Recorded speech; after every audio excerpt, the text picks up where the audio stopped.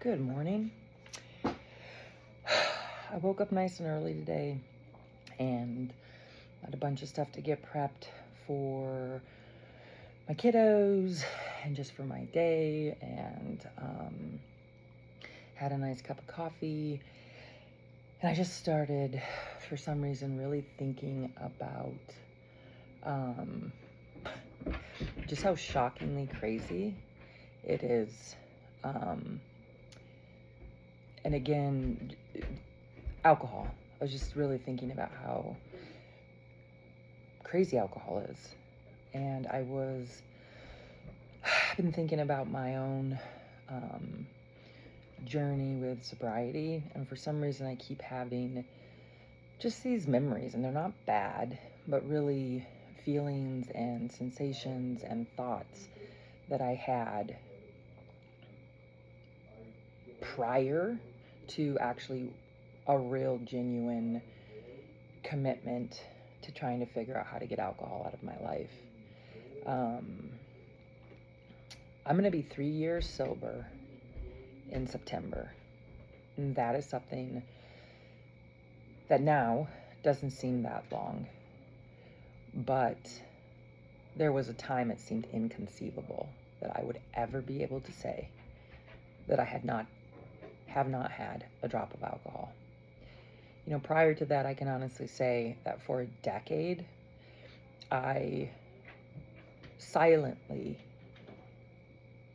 was very concerned about my relationship with alcohol. Before, as I've mentioned, alcohol was a part of my life before I was even born. Generational alcoholism. And so it wasn't that alcohol was in my life by choice, but alcohol was in my life because of this normalizing of it. And in defense, I guess not in defense, but like originally I spent, up until I was about 10 years of age, we lived in the Midwest, Kenosha, Wisconsin, actually. And drinking is just a way of life there. I mean, it legit is a way of life. Then we moved to Arizona, and we moved to a really small mining town where it wasn't necessarily the way of life. You're not dealing with lots of bars, and the situation for my dad had changed. He didn't have people he knew out there, and so while he had always been drinking at home, I don't remember as much of my childhood as I would like, but that's just a sign of trauma. I remember him being gone a lot on the, Friday nights or whatever, and being at bars. Then when we moved to Arizona, a lot of the drinking occurred at home. And so, I didn't like it, but what I didn't like was the fear and the potential volatility and the inappropriate behavior that would happen when he would drink. So it's a little bit different, right? It wasn't just about alcohol. It was about a lot more than just alcohol. And so I wouldn't say that I was highly focused on drinking until I had gotten into the professional world. And that's really where a shift happened for me. And I'm, realizing like, man, I'm drinking every day. And I had gotten pregnant with my first son, and I quit drinking, obviously. That was not obviously. Some people cannot, which is, really scary and sad. But I did. And it was like such a reprieve because it just wasn't an option for me anymore. And so, but then after I had my son, I just kind of like slowly started drinking a lot. And my husband and I, we had really wanted to be those parents that didn't normalize alcohol. Not going out to dinner, having multiple glasses of wine, and then driving our kids home. Like, we had these goals and these hopes and all these things, but we were failing. We weren't sticking to them. So yeah, like those concerns, I carried around this internal struggle with not liking my relationship with alcohol.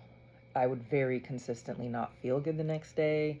But I was able, like, I was doing the do, if you will, right?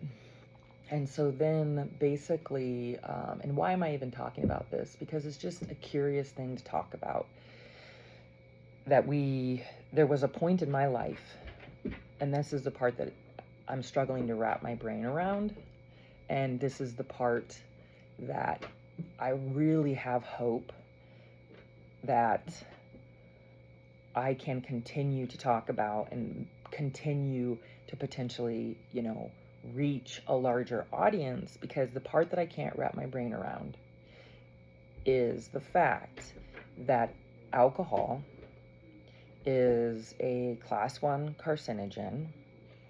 It is almost every place that you can shop, every place that adults go and shop, every place that kids go and shop. It's in every restaurant, for the most part. That it's a very new thing that we have these non-alcoholic spaces. And the part that's so crazy is, like, through all of that, the actual real information about what alcohol does to our brains and our bodies, and it is an addictive substance. You don't have to have an alcohol use disorder to treat alcohol in a way that could be really dangerous or unhealthy. Alcohol is addictive, and alcohol is a toxin, and it floods into our body, it goes into our brain, it binds to our brain receptors. We aren't given facts about what amounts of alcohol are safe. There's this idea of moderate drinking being okay, maybe even good for us. It's all over our marketing and TV shows, mommy juice, and I made it to noon, it's 5 o'clock somewhere, and like, it's a joke to some people. And it's not a joke, because even if you aren't burning down your life with alcohol, it really is. It's a drug. And we, as a society, are really starting to talk about that. At least the circles that I run with and the circles that I familiarize myself with. But I can tell you, prior to COVID, and probably about 3 years post, the biggest struggle I had with my drinking problem was guilt and shame that I was the only one that had the problem. I'm this loser that can't just have one. Because it's everywhere, right? It was at my kids' school events. Now, this is a Waldorf-inspired school. Teachers have the nerve to tell you, well, you better have protein in your kids' lunch. We're going to ask you to bring a snack today, and we really want it to be organic. But then every fucking social function they ever had for adults included alcohol. In fact, they were banking on people drinking alcohol so that they would get loosey-goosey, donate more money, bid on higher things that they would never have paid before. So again, like, I just am taking a moment to sit here and be like, wow, that's a really big mountain to climb.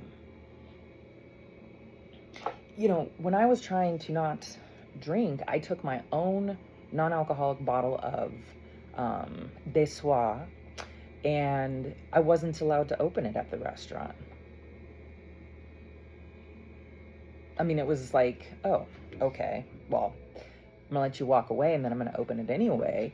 But, like, there's money to be made off of alcohol. There's money to be made off of people getting sick from alcohol. And I am going to fact check myself on this, but alcohol is like the leading cause of death in the United States.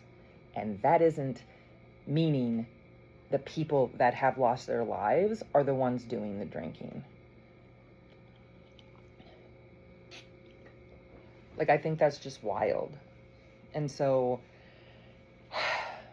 it's really important for me to talk about because I'm hitting my 3-year marker.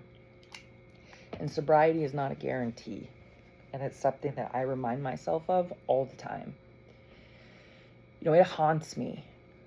It haunts me that my brother was 11 years sober from alcohol. And my sister-in-law was, I'm going to say, 6, 7, 8, maybe between 8 and 9 years sober from opioids. And I lost them to an accidental drug overdose. And that was like a really big struggle for me because kind of felt like, well, this is all bullshit. This idea of me getting sober is all bullshit. And so that's really where I know, you know, like when I really started to put my faith and my heart and my soul and this belief that I could make Hummingbird Heart non-alcoholic bottle shop, dry bar, and apothecary something, a big part of it was because I needed to hedge my bets that I was going to remain sober. And once you start going down that path, I think it makes a lot of sense. People can be 15, 20 years sober in a relapse. And I think that's because it is a lot of work. Because it's not that the abstaining from the alcohol and the drugs is the work. The work is every single day practicing these skills and these self-regulation things and taking what you learn about yourself as an individual, because none of us are the same, and then making sure that we're taking care of ourselves, which means to prioritize ourselves. And that can be really, really hard, especially, you know, I'm going to speak about mothers because I am one, and I have a lot of friends that are mothers, and it can feel like an act of selfishness to take care of yourself, to want to shut your bedroom door and lock it and not talk to your kids, to you know, it's funny because we did a show for Soul Hum Elixirs, the Northwest food show, and we had to stay at an Airbnb, and they had this big soaking tub in the Airbnb, and I'm bought bubble bath and I'm soaking. I had towels placed so I could dry my hands and play this stupid game I like to play on my phone. And damned if my husband, after maybe 5 minutes, water was still hot, unlocks the door and comes in and starts flossing and brushing his teeth. He's clanging around the bathroom, and I'm just sitting there incredulous. And now here come the kids. And it was like, you know, I was pissed. I was really, really annoyed. And so it's hard to get people around you to understand when you need time, because I'm not just sitting in the tub on my ass. I'm trying to regulate my central nervous system. I'm trying to take a moment to ground into myself. I am someone that can be really social, and I'm super talkative, but there is a repairing or a refilling that I have to do when I need to be that person. And I love being that person, but doesn't mean I don't need time to re-regulate. And that's where I just was really wanting to talk about it. And I think it's just an interesting conversation to have with ourselves. Like, even if you're not on the active recovery train, many people that know me, I believe that mental health, that is part of a recovery journey. You know, having a relationship with yourself, knowing what your core values are, and living a life that is authentically yours, that takes a gigantuan effort. And to me, that is what sobriety is. Because it's these sobering moments of really knowing who we are, understanding who we are, and being willing to work with who we are. I would love to go off Zoloft, but I can't. PMDD is a real disorder. Growing up in a volatile, unpredictable household scientifically has been shown to change the development of a child's brain, forever impacting their stress response system, aka leading to sometimes depression because of dopamine deficiencies, or sometimes this running sense of overwhelm and anxiety, and even when sitting still, not feeling like I'm sitting still. That was me. I hit the ground running once I was in high school. I made up my mind I was going to graduate a year early. I was going to leave my house. I was going to be financially independent and never have to rely on anybody. And I started running, and I didn't stop until I landed my ass in my therapist's chair in an outpatient program. And sometimes I'm very grateful for my alcohol use disorder, because if I hadn't have been almost killing myself with alcohol consumption and potentially ruining my life, I could have gone on living like that until I died. Because I was doing things, I'm working, I'm creating, I'm a mother, but I wasn't actually getting to enjoy any of it. I was constantly uncomfortable. And that's what alcohol gave me. It gave me that, like, whew, okay, everything's coming down. Understanding my unique situation, and then starting to develop skills and tools and an ability to talk about it. Talking about it is so helpful. That changed my life. And that's, for me, what is behind the liquid in the bottle with a Soul Hum label on it. It's a talking stick. It's, I hope, this light. And if people get to know me and get to know the brand and get to know that they aren't alone, if I can get help being all the shades of fucked up that I was, then there is hope for everybody. And then the other part of it is my sobriety hinges upon connection and community and being of service and believing that there is this higher thing all around me. And so I just wanted to share that this morning. I'm sure my kiddos are wondering where the heck I am, so I'm going to boogie on upstairs. But I just wanted to share this, and I truly am wishing anybody that watches this love and light. And I'm going to say it again. If you need help, don't hesitate to reach out to me. I may not be the one to help you, but I might be able to point you in a direction that can help you, or at least tell you, hey, I hear you, I see you, you're not alone. I love you. I hope you have a beautiful day.